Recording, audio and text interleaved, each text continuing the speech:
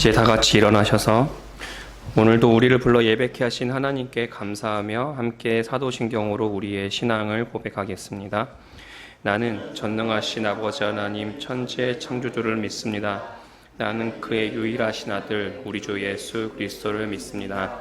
그는 성령으로 잉태되어 공정녀 마리아에게서 나시고 본디오 빌라도에게 고난을 받아 십자가에 못 박혀 죽으시고 장사된 지 사흘 만에 죽은 자 가운데서 다시 살아나셨으며 하늘에 오르시어 전능하신 아버지 하나님 우편에 앉아 계시다가 살아있는 자와 죽은 자를 심판하러 오십니다. 나는 성령을 믿으며 거룩한 공교회와 성도의 교제와 죄를 용서받는 것과 몸의 부활과 영생을 믿습니다. 아멘.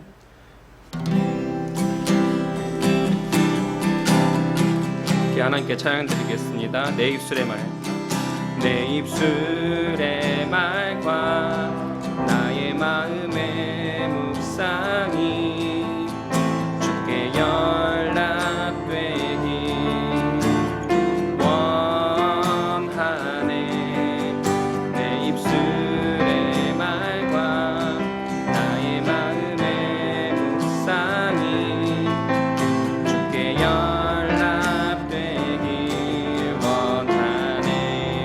입술의 말과 내 입술의 말과 나의 마음의 묵상이 주께 연락되기 원하네.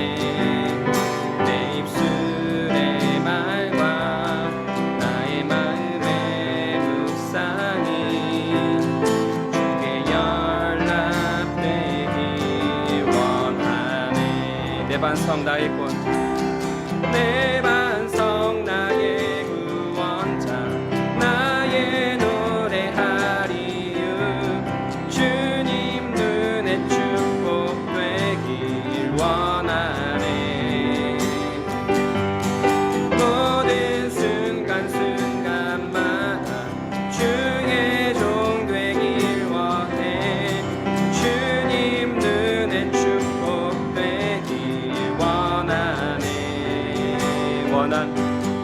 원하네. 내 입술의 말과 내 입술의 말과 나의 마음의 묵상이 주께 연락되기 원하네. 내 입술의 말과 나의 마음의 묵상이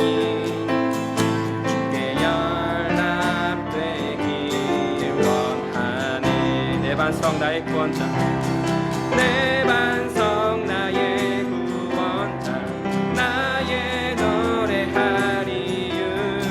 주님 눈에 축복되기 원하네. 모든 순간순간마다 주의 종 되기 원해. 주님 눈에 축복되기 원하네. 내 반성 나의 구원자, 나의 노래하리유. 주님 눈에 축복되기 원하네. 모든 순간순간마다 주의 종 되기 원해. 주님 눈에 내 반성 나의 구원자, 내 반성 나의 구원자, 나의 노래하리유. 주님 눈에 축복되기 원하네. 모든 순간순간마다 주의 종 되기 원해. 주님 눈에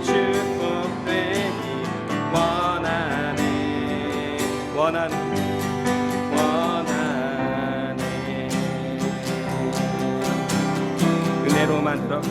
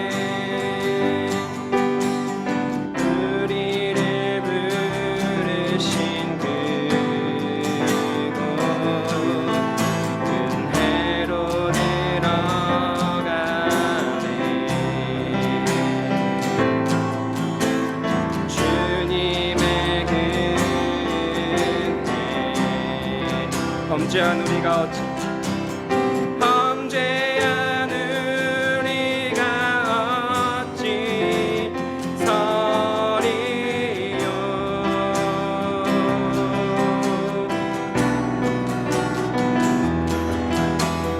어린 양의 보혈이 깨끗게 하시네.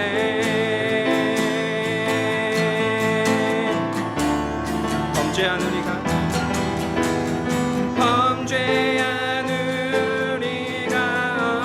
어찌 서리요.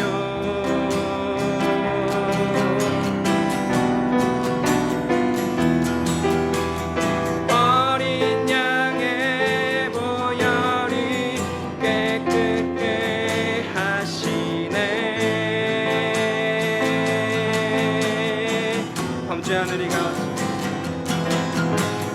범죄한 우리가 어찌 서리요.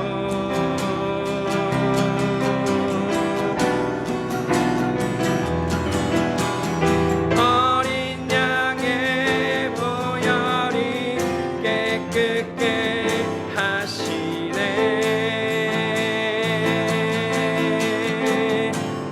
범죄한 우리가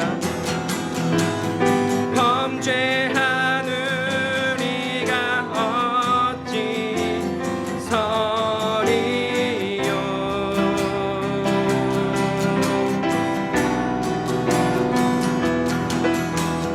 어린 양의 보혈이 깨끗게 하시네.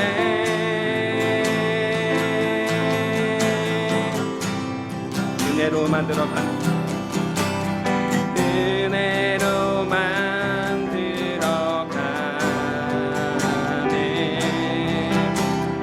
은혜로만 선나네. 우리의 노력이 아니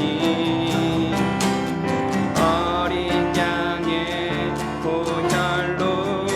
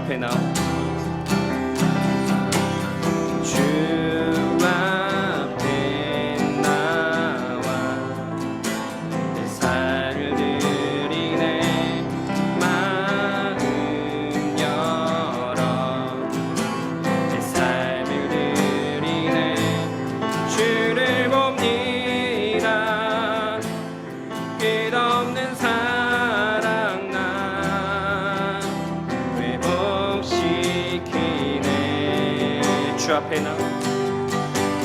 주 앞에 나와 사를 드리네 마음 열어 삶을 드리네 주를 봅니다 끝없는 사랑 나 회복시키네 이제 눈 들어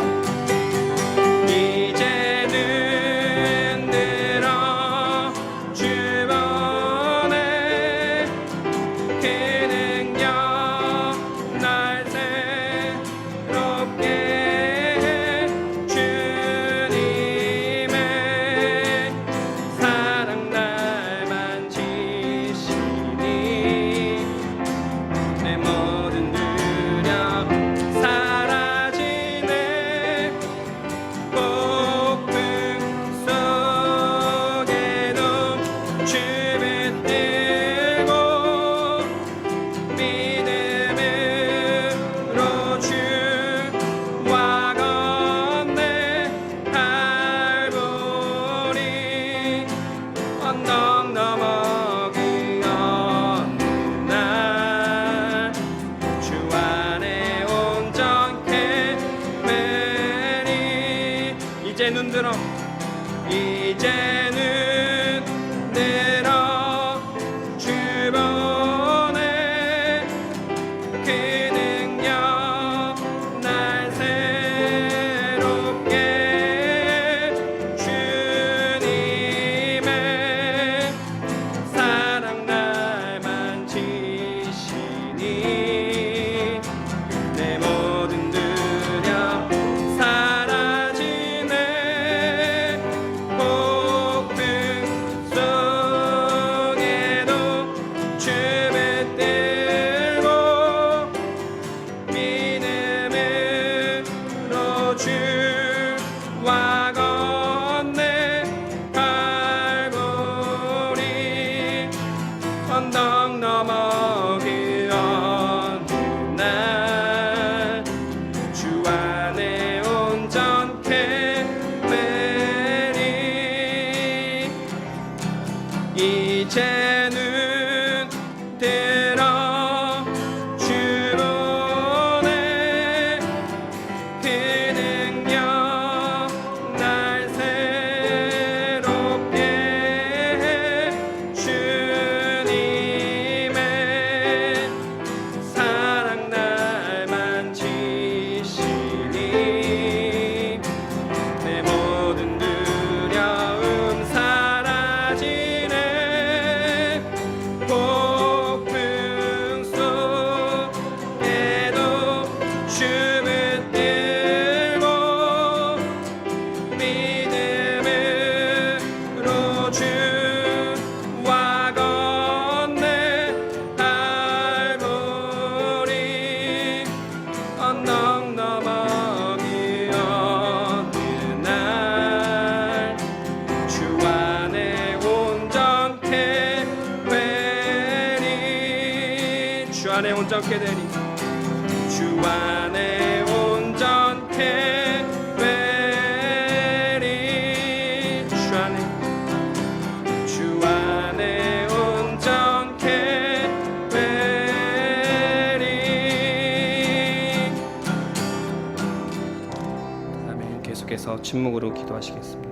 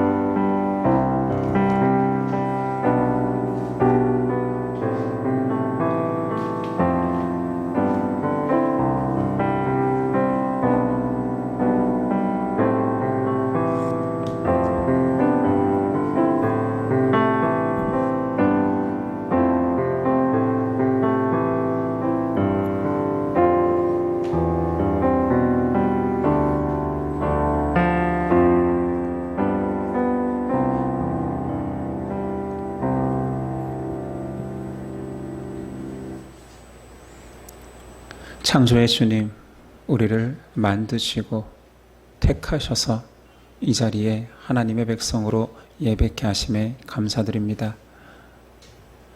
보이지 않는 하나님이기에 세상을 살아가며 하나님 없는 백성처럼 살아갈 때가 많았습니다.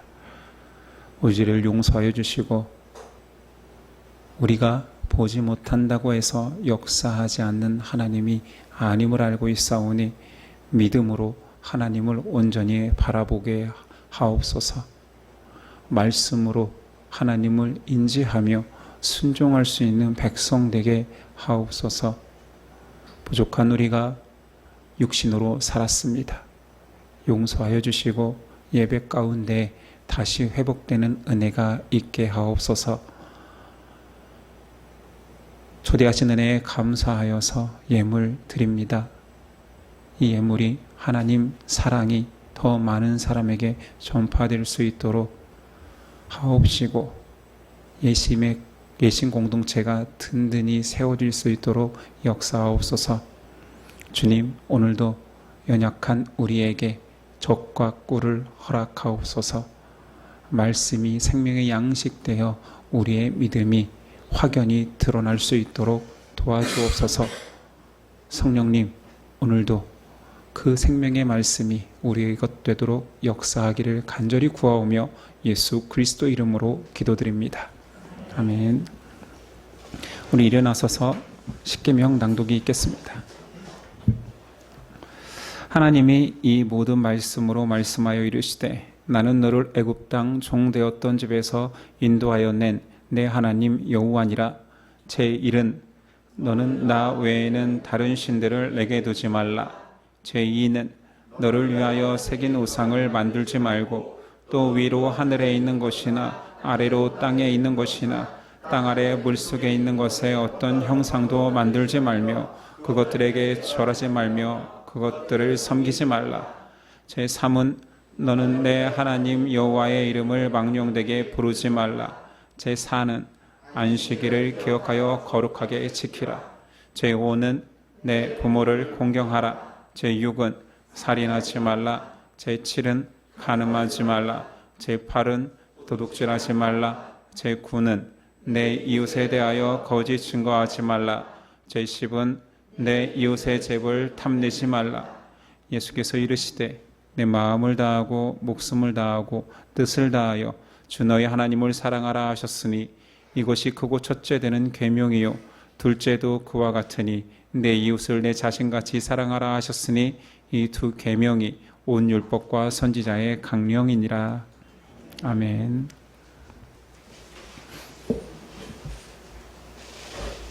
오늘 우리에게 주시는 하나님의 말씀은 사사기 13장입니다. 사사기 13장 1절에서 25절까지이지만 봉독은 1절에서 7절까지만 하겠습니다. 사사기 13장이지만 봉독을 1절에서 7절까지 저와 여러분들이 한 절씩 교독하겠습니다. 1절입니다. 이스라엘 자손이 다시 여호와의 목전에 악을 행하였으므로 여호와께서 그들을 40년 동안 블레셋 사람의 손에 넘겨주시니라.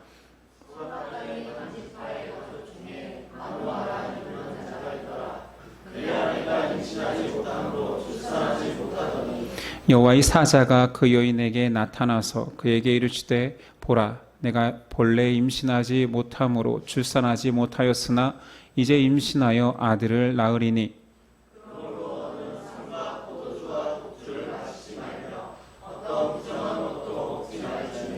보라, 내가 임신하여 아들을 낳으리니 그의 머리 위에 삭도를 대지 말라. 이 아이는 태에서 나음으로부터 하나님께 바쳐진 나실인이 됨이라. 그가 블레셋 사람의 손에서 이스라엘을 구원하기 시작하리라 하시니 이에 그 여인이 가서 그의 남편에게 말하되 하나님의 사람이 내게 오셨는데 그의 모습이 하나님의 사자의 눈과 같아서 심히 두려움으로 어디서부터 왔는지를 내가 묻지 못하였고 또 자기 이름을 내게 이르지 아니하였으며. 함께 읽습니다. 그가 내게 이르기를 보라, 내가 임신하여 아들을 낳으리니 이제 포도주와 독주를 마시지 말며 어떤 보정한 것도 먹지 말라. 이 아이는 태에서부터 그 죽는 날까지 하나님께 바쳐진 나실인이 됨이라 하더이다 하니라. 아멘. 오늘 말씀의 제목은 기묘자로 완성될 구원. 기묘자로 완성될 구원이라는 제목으로 오늘 나누겠습니다.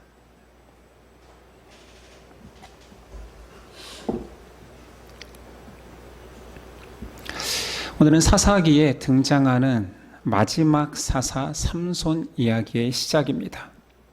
이 삼손 이야기도 앞의 내용과 거의 비슷하게 이스라엘의 패역으로 시작됩니다.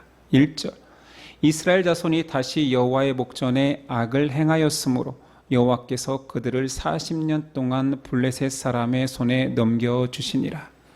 오늘 말씀에 다시라는 말이 있지요. 이스라엘이 계속 동일하게 반복적으로 하나님 앞에서 악을 행해왔음을 강조합니다.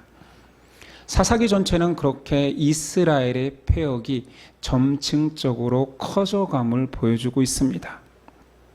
사사 온니엘에서부터 드보라 때까지는 이스라엘이 범죄하여서 그들이 시험 당하고 여호와께 부르짖는 장면이 등장합니다.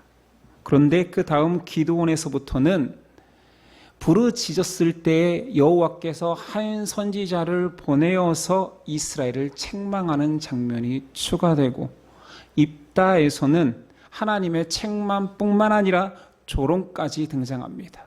너희가 의지하는 이방 우상에게 구해달라고 해보라.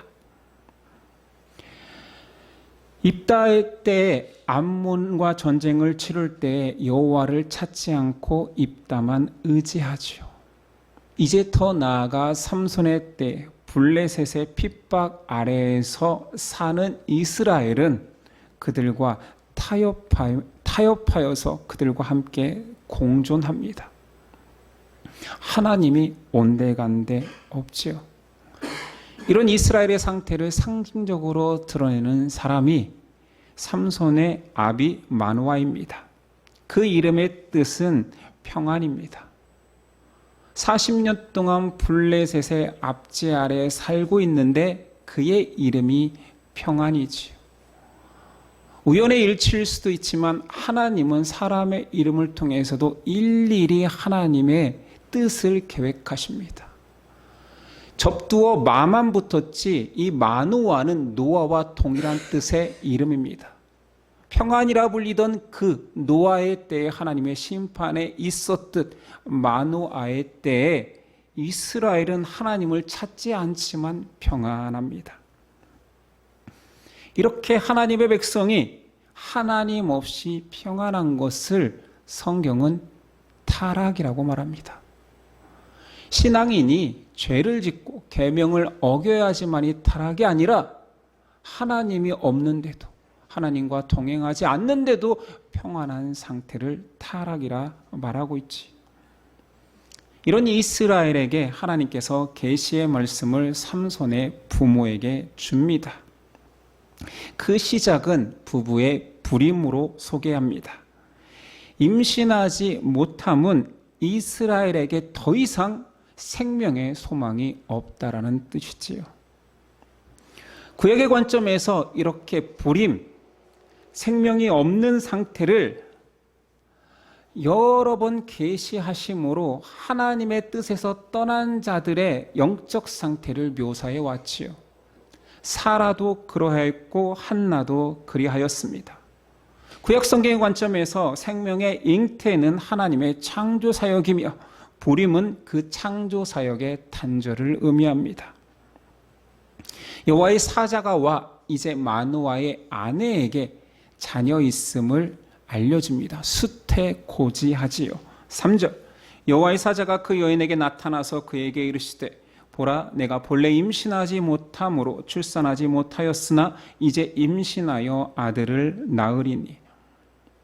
불임과 수태를 대조하면서 더 이상 생명의 소망이 없는 이스라엘의 상태 속에서 하나님께서 생명력을 다시 시작하겠다. 생명이 살아나는 구원 사역을 계속해서 예고하고 있습니다. 또한 그 여인에게 나시린의 이야기를 하지요. 4절이야. 그러므로 너는 상과 포도주와 독주를 마시지 말며 어떤 부정한 것도 먹지 말지니라. 보라 내가 임신하여 아들을 낳으리니 그의 머리 위에 삭도를 대지 말라. 이 아이는 태에서 나옴으로부터 하나님께 바쳐진 나시린이 됨이라. 그가 블레셋 사람의 손에서 이스라엘을 구원하기 시작하리라 하시니. 나시린 서원은 민수기 6장에 등장합니다. 이 서원은 이스라엘 백성이 한시적 기간 동안 하나님께 쓰임받는 시기로 삼는 서원입니다. 이때 지켜야 될 3가지 명령이 있으니 모든 술을 금합니다. 그리고 머리를 깎아서는 안 되지요. 짐승이나 사람의 사체에 접촉해서도 안 됩니다. 이게 나시린 서원의 규례죠. 나시린 기간이 끝나면 그동안 자란 머리를 자름으로 그 기간을 마칩니다.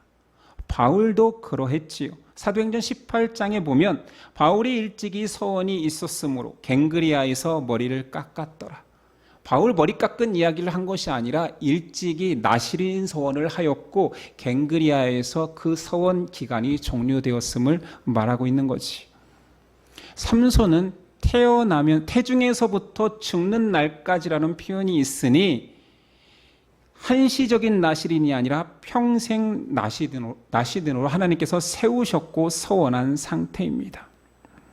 그리고 그 삼손을 태중에 임신한 마노아의 아내 동안 일정 기간 동안 나시든으로 살라 말합니다. 술과 부정한 것을 먹지 말라. 태어날 아이는 평생 머리에 삭도를 대지 말라. 평생 나시든으로 살게 하라. 그 자녀를 통해서 하나님께서 이스라엘을 구원하기 시작하겠다 말합니다. 아내에게 먼저 그 소식을 전한 그 일을 남편에게 말했으나 남편이 인정하지 못합니다. 그래서 기도하고 다시 여호와의 사자가 나타나 확신하게 되지요. 이제 마노아가 제사와 제물을 가지고 그 소명을 확인하고자 합니다. 번제를 드릴 때 여호와의 사자가 나타나니 그의 이름을 묻습니다. 대답하기를 기묘자라. 성경 펠리는 이름이라고 보기에는 조금 단어가 오묘합니다. 그냥 놀랍다입니다. 기묘하다, 그 한글 그 기묘자입니다. 우린 잘 이거를 명사로 쓰지 않잖아요. 기묘자, 놀랍다. 영어로는 그냥 wonderful입니다. amazing 하다 이런 뜻인 거지. 여호와의 사자의 이름이 기묘자입니다. 그리고 번제를 드렸는데 정작 불꽃이 올라갈 때 20절 불꽃이 제단에서부터 하늘로 올라가는 동시에 여호와의 사자가 제단 불꽃에 휩싸여 올라간지라. 마노아와 그 아내가 그것을 보고 그들의 얼굴을 땅에 대고 엎드리니라. 인정하지 못하던 마노아가 그렇게 번제의 불꽃이 올라가고 여호와의 사자가 함께 올라가는 것을 보면서 여호와의 사자임을 인지합니다. 그리고 재밌는 것은 그 다음 행동인데 이렇게 말합니다. 우리가 반드시 죽을 거야. 왜냐하면 하나님을 보았기 때문이지. 아니, 여호와의 사자가 아내에게 수태고지 했을 때도 믿지 못한다라고, 나에게도 여호와의 사자가 와서 말씀해 주셔야 믿겠다고 했고,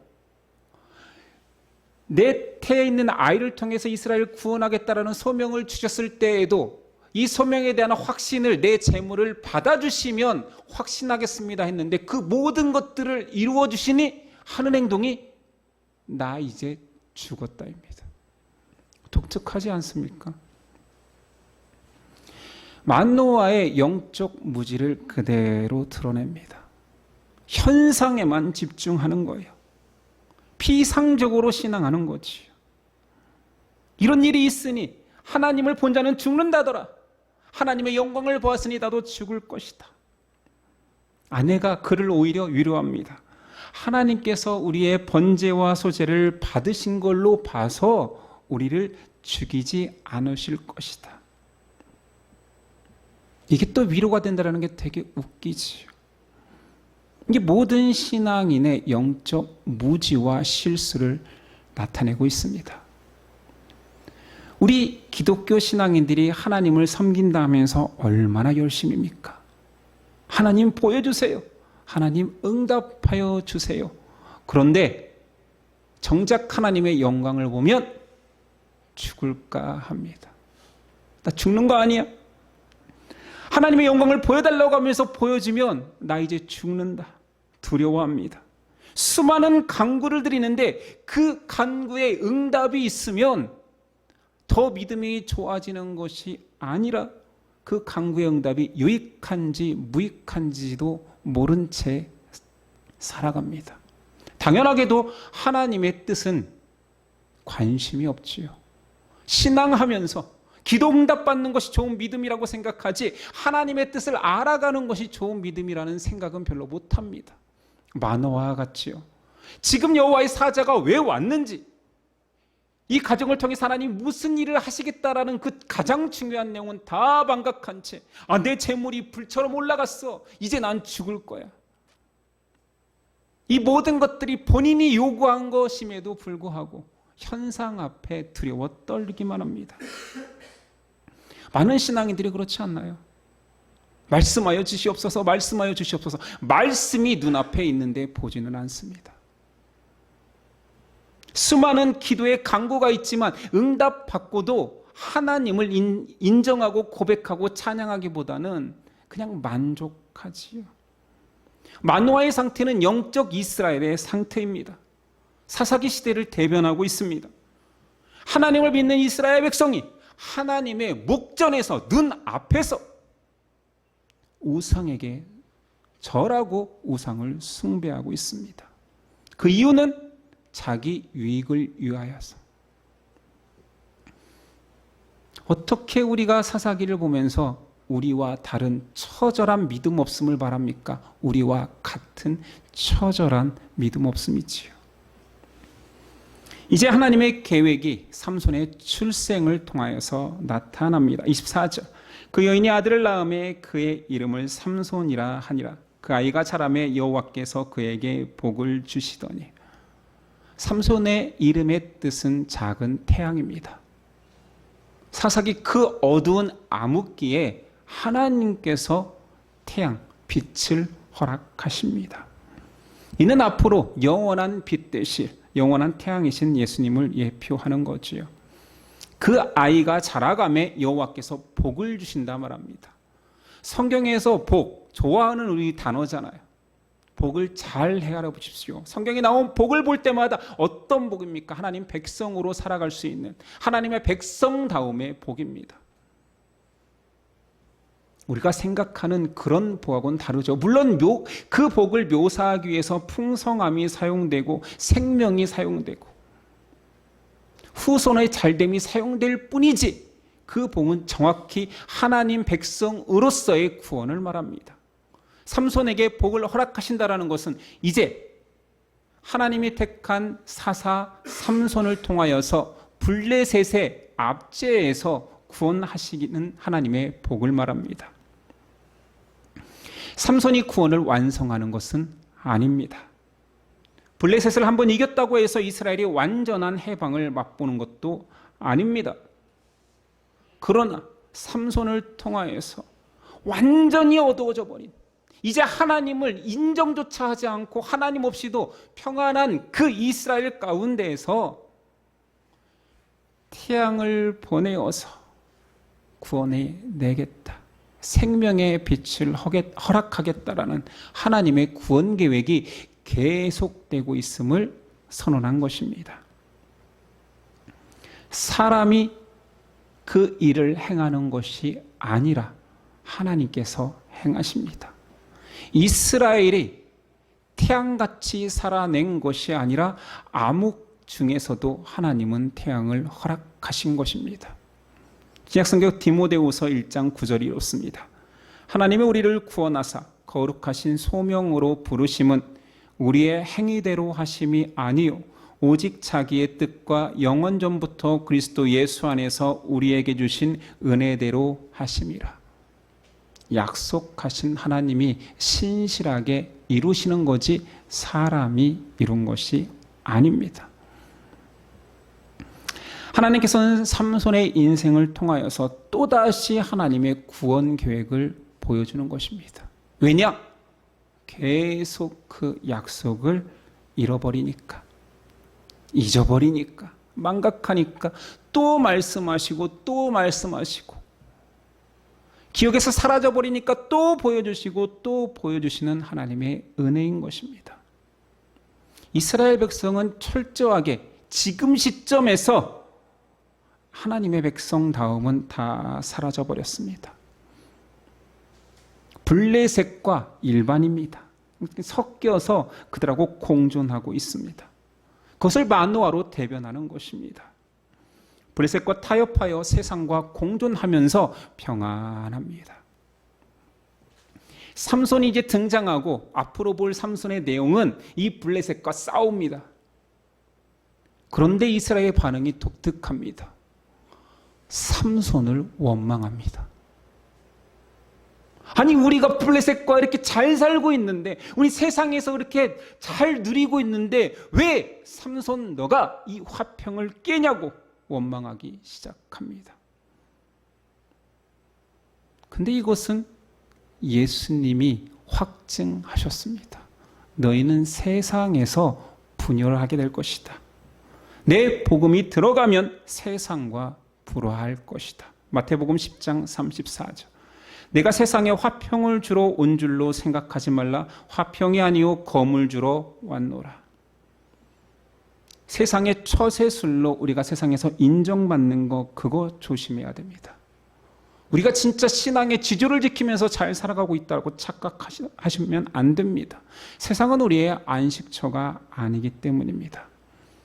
하나님은 그렇게 세상과 잘 어울려 사는 자기 백성 이스라엘에게 삼손을 뚝 던져주셔서 그 가운데서 갈등케 하십니다. 종국적으로 하나님이 구별된 한 사람을 통하여서 이루시는 구원은 세상과 다르게 만드는 것입니다.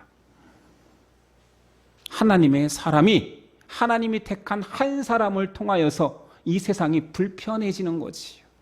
갈등하게 만드는 것이요. 이 세상에서 만족이 없고 하나님의 나라만을 소망하게 만드는 것입니다. 이것이 하나님의 구원 계획입니다. 그 성취가 5절. 보라 내가 임신하여 아들을 낳으리니 그의 머리 위에 삭도를 대지 말라. 이 아이는 태에서 나옴으로부터 하나님께 바쳐진 나실인이 됨이라. 그가 블레셋 사람의 손에서 이스라엘을 구원하기 시작하리라.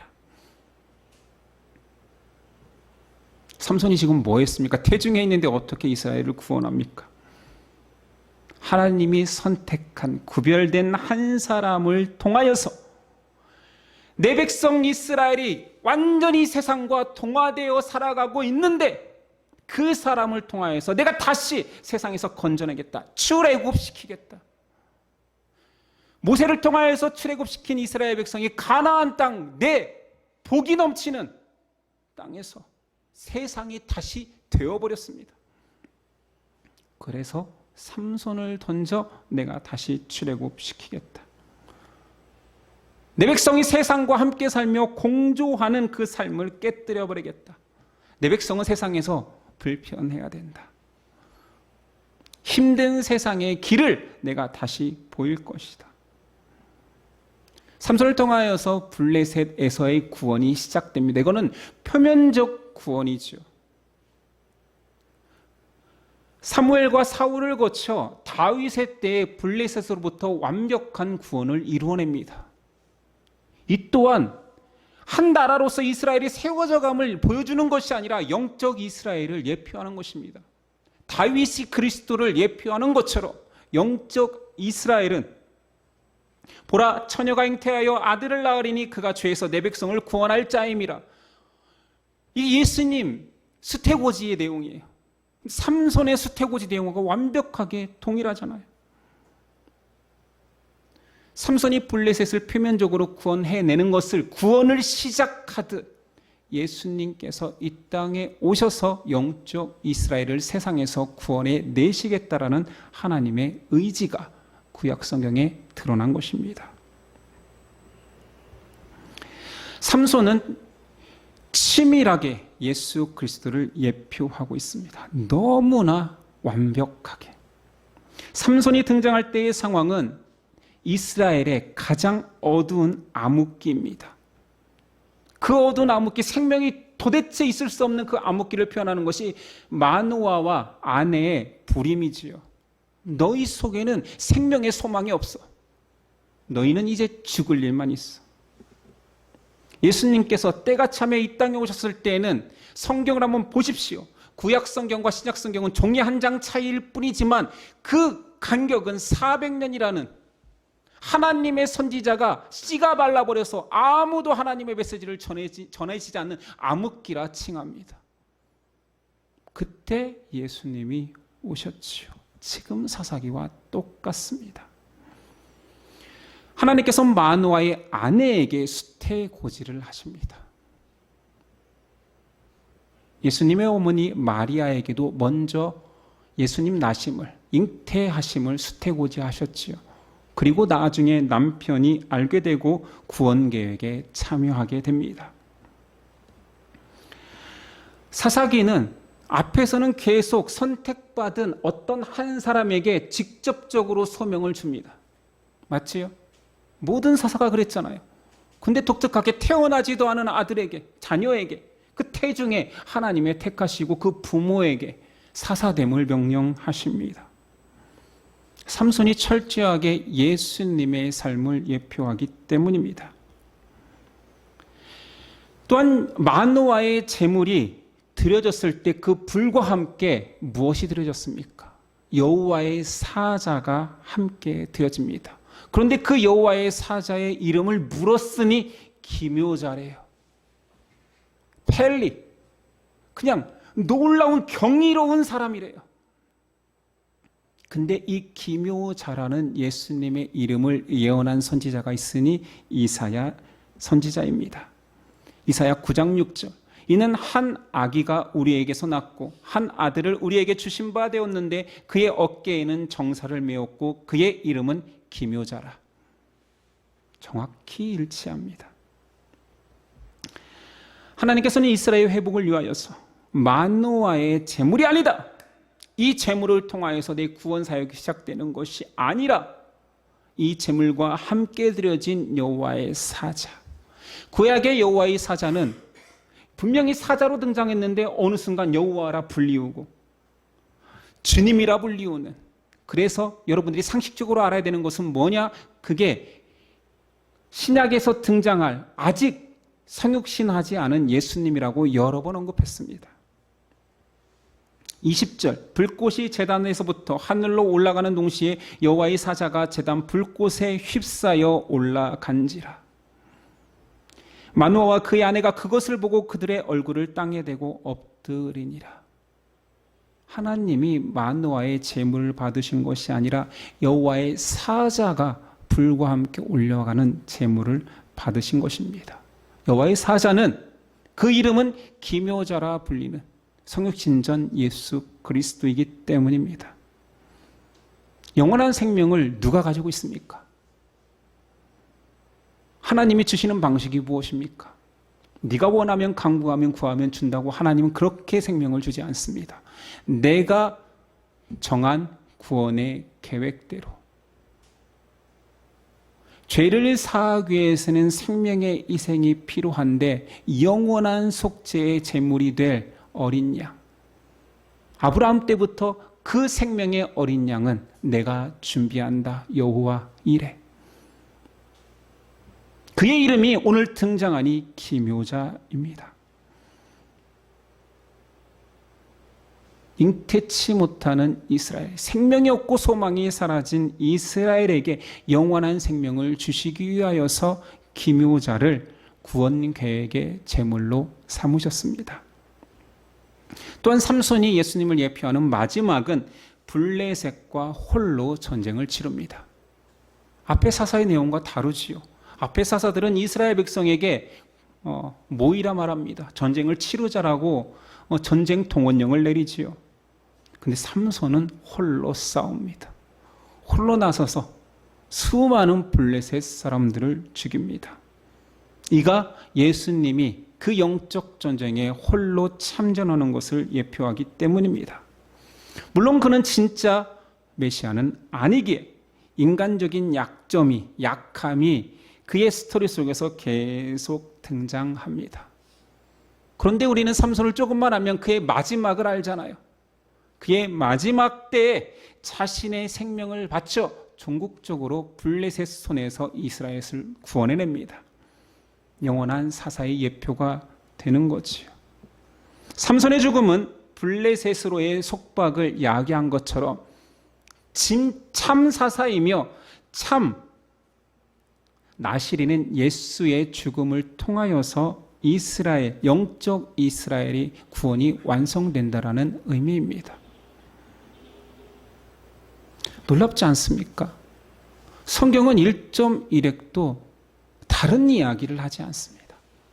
제가 오늘 말씀을 막 끼워 맞힌 것 같습니까? 막 무리스가 등장합니까? 아니요. 이것은 내가 푼 것이 아니라 2000년 신학에서 한결같이 풀어내는 말씀인 것입니다. 저는 여러분에게 전달했을 뿐이에요. 근데 신앙인들은 그게 신앙인지 모릅니다. 하나님의 말씀을 알아가는 것이 신앙이에요.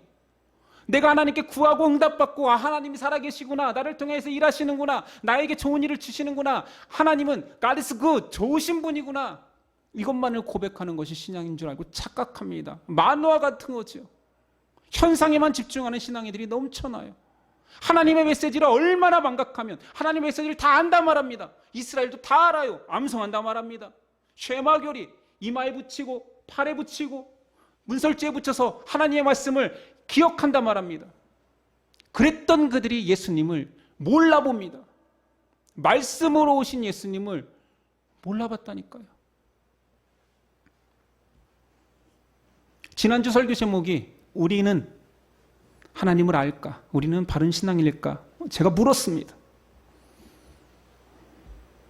하나님의 구원 계획이 얼마나 이스라엘에게 들어가지 않고 들려지지 않고 인정하지 않으면 끊임없이 사사의 삶을 통하여서 선지자의 인생을 통하여서 계속 선포하는데도 들려지지가 않는 거예요. 구약성경 전체에서 이스라엘이 그 말씀대로 살아간 때가 없습니다. 신약을 사는 우리는 예수님이 직접 복음을 줬으니 잘 믿고 있습니까? 아니요. 아무리 생각해도 아무리 높은 점수를 주려고 해도 제가 만일에 첫 정관이라면 현대 신앙인에게는 무조건 낙제지 합격점을 받을 사람이 극히 드뭅니다. 물론 제가 하나님이 아니니 하나님의 은혜로 많은 사람을 구원해 내시겠지요. 하나님의 구원이 시작되었습니다. 그런데 이스라엘은 여전히 무지합니다. 현대 신앙인들도 하나님의 구원을 고백하지만 진실로 믿는지, 진실로 들려지고 있는지, 믿음이 들음에서 난다고 했는데 들려져서 믿음으로 발현되고 있는지 고민해 봐야 됩니다. 우리 행동 하나하나가 하나님을 인정하며 살아가고 있는 것인지 아니면 새 속에 찌들어 세상적인 방식으로 살아가고 있는지 점검해 보십시오. 블레셋과 혼합되어서 살아가고 있으면서도 평화를 외치는 만화의 삶이 우리의 삶과 흡사하지 않습니까? 그래서 삼손이 다시 와야 했습니다. 예수님의 그 구원 계획이, 하나님의 구원 계획이, 예수님을 통한 구원 계획이 다시 선포되어야 했습니다. 나시린 삼손은 실패합니다. 그렇지만 하나님의 구원 계획은 멈추지 않습니다. 나시린 삼손은 나신으로 살아내지도 못합니다. 머리도 깎습니다. 시체를 가까이 합니다.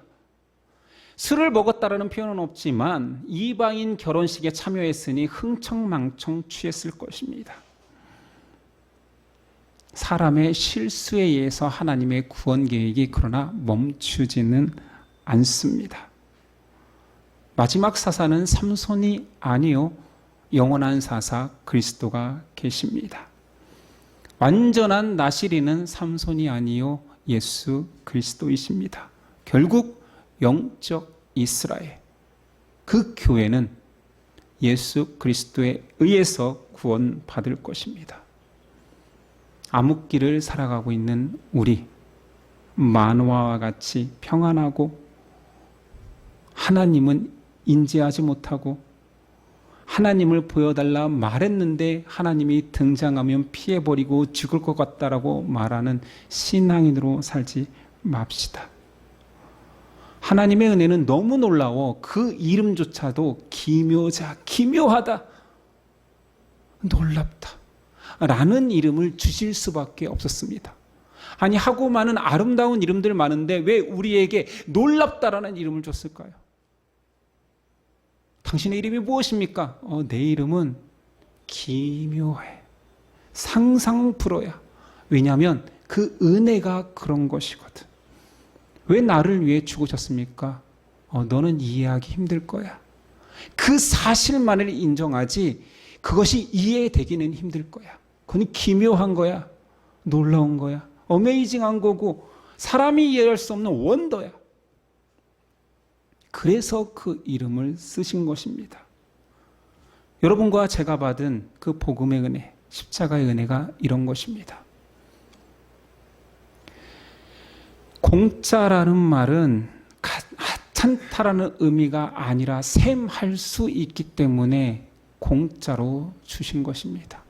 공짜가 아니면 아무도 받을 수 없게 주신 것입니다. 그런데 우리는 이제 와서 진짜 공짜, 값 없고 하찮은 취급을 합니다. 제가 신학교 갈 때 가장 두려웠던 것은 시험이 아니라 면접이었습니다. 면접에 의해서 신학교를 갈 수도 있고 못 갈 수도 있고, 나는 분명히 하나님께 소명을 받았다고 하지만 면접에 의해서 교수님이 떨어뜨릴 수 있다는 사실이 좀 인정하기 힘들었어요.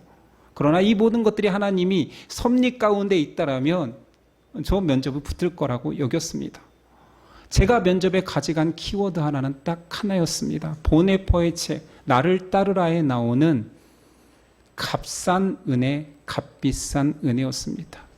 그걸 제 소명의 내용으로 풀었고, 공교롭게도 저는 그분이 윤리신학 교수님인지 몰랐으나 제 면접관으로 들어와서 저에게 질문을 했습니다.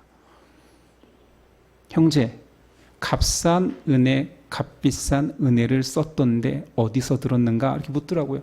보네퍼의 책에서 봤습니다. 이 신학생이 아니면 보네퍼의 책을 보지 않는데 그 책은 어떻게 보게 됐는가? 우리 담당 청년부 목사님이 권해서 봤습니다. 그래서 면접이 끝나고 다시 목사님에게 가서 목사님, 이 책을 왜 저에게 권해주셨어요? 했더니 그분이 한 말이 이랬어요. 나 지금 신학대학원 석사 과정 밟고 있는데 이거 내 수업 받는 책이야, 이러더라고요. 제가 그랬습니다. 목사님 덕분에 면접 붙은 것 같습니다. 그 교수님이 저에게 딱 한 가지 질문을 했거든요. 이 책 정말 읽었나? 네, 읽었습니다. 그러면 값싼 은혜의 반대말이 뭔지 아나? 여러분 다 알 것 같죠? 너무 쉽잖아요. 값싼 은혜의 반대말은 무엇입니까? 값비싼 은혜지요. 이 뻔한 질문을 제가 너무 뻔하게 대답했는데 교수님이 흐뭇해 하시는 거예요. 그건 책을 안 읽어서도 대답할 수 있는 거잖아요. 근데 이 질문이 뻔하지가 않습니다. 제가 신앙을 하면 할수록 이 질문이 계속 맴들고 무겁습니다. 나에게 예수 그리스도의 십자가의 은혜는 값싼가 값비싼가? 계속 제 인생에 두드려 옵니다. 그 교수님의 질문이 끝나지가 않습니다.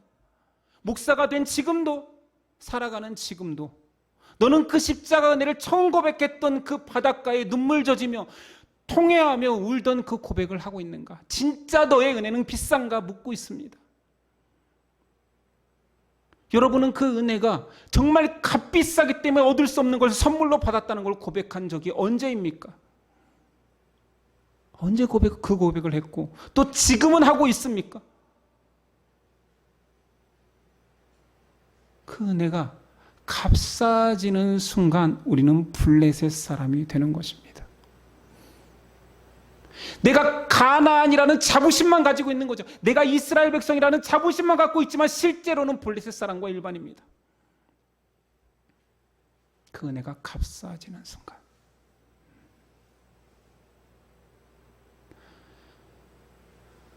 다시 한번 우리 은혜의 가치를 떠올려 봅시다.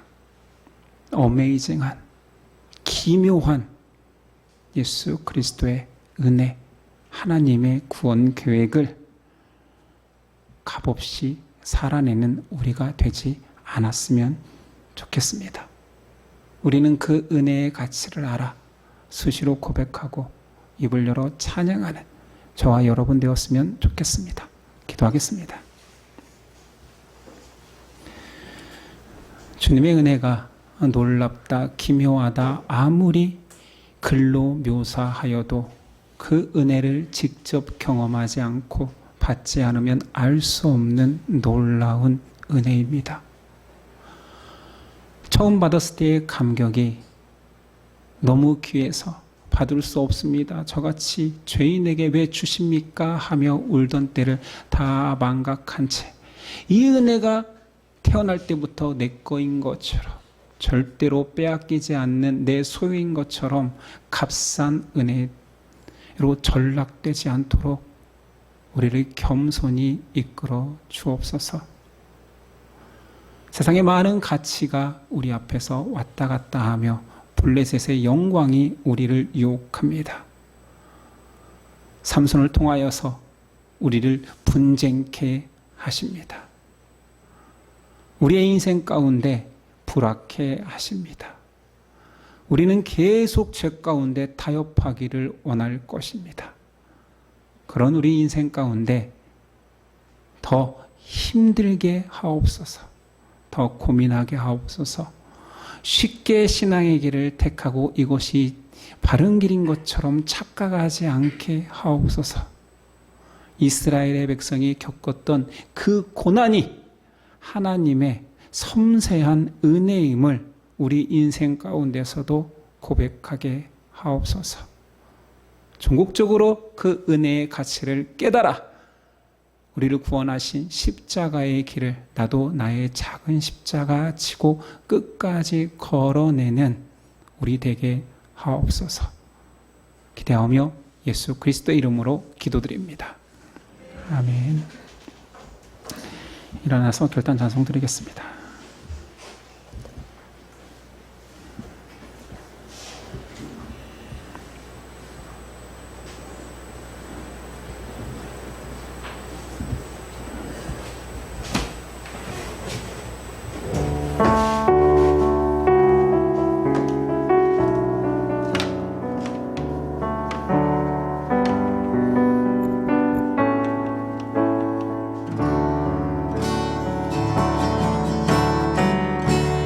은혜 아니면 살아갈 수가 없네.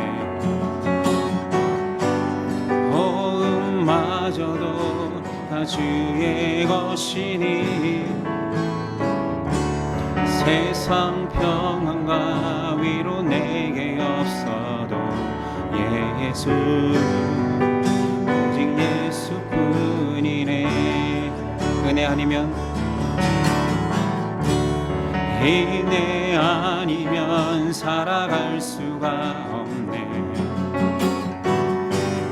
호흡마저도 다 주의 것이니 세상 평안과 위로 내게 없어도 예수 오직 예수뿐이네. 귀신 계획 다 볼 수도 없고 작은 것 안에 지쳐도 주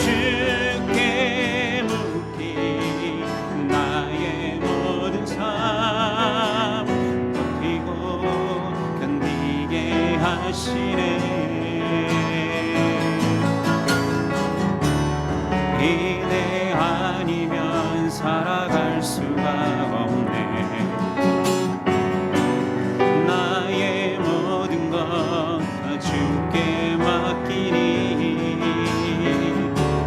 참된 평안과 위로 내게 주신 주 예수, 오직 예수뿐이네. 주님의 크신 계획, 크신 계획 다 볼 수도 없고 작은 것 안에 지쳐도 주께 묻기 나의 모든 삶 버티고 견디게 하시네. 주님의 크신 계획은 크신 계획 다 볼 수도 없고 작은 것 안에 지쳐도 주께 묻기 나의 모든 삶 버티고 견디게 하시네. 은혜 아니면 살아갈 수가 없네.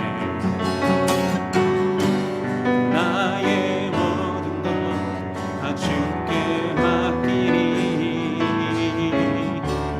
참된 평안과 위로 내게 주신 주 예수,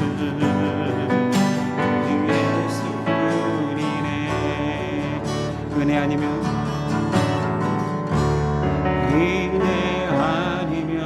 살아갈 수가 없네. 나의 모든 것, 나의 모든 것 다 주께 맡기니 참된 평안과 위로 내게 주신 주 예수, 오직 예수뿐이네.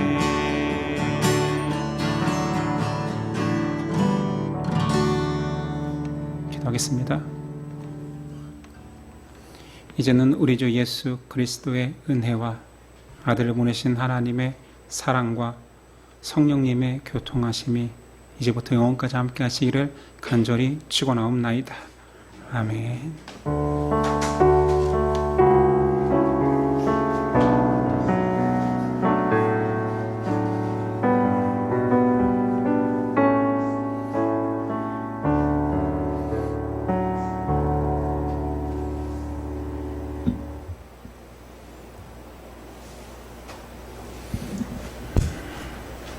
우리 옆 사람과 이렇게 인사했으면 좋겠습니다. 은혜 없으면 살아갈 수 없습니다. 이 고백하고 사십니까? 저는 자주 합니다. 제 딸이 은혜이다 보니까 은혜 은자입니다. 그래서 제가 항상 얘기합니다. 속으로는 다른 의미지만 너 없으면 못 살아 이러죠. 오늘 오후는 소그룹으로 진행되고 그 이후에 수련회 준비를 위해 속으로 끝나고 운영위 모임을 갖도록 하겠습니다. 알다시피 돌아오는 주일은 여름 수련회로 이천 태평교회에서 진행됩니다. 그곳에서 모두 다 건강하게 만났으면 좋겠습니다. 예배를 마치겠습니다. 한 주간도 승리하십시오.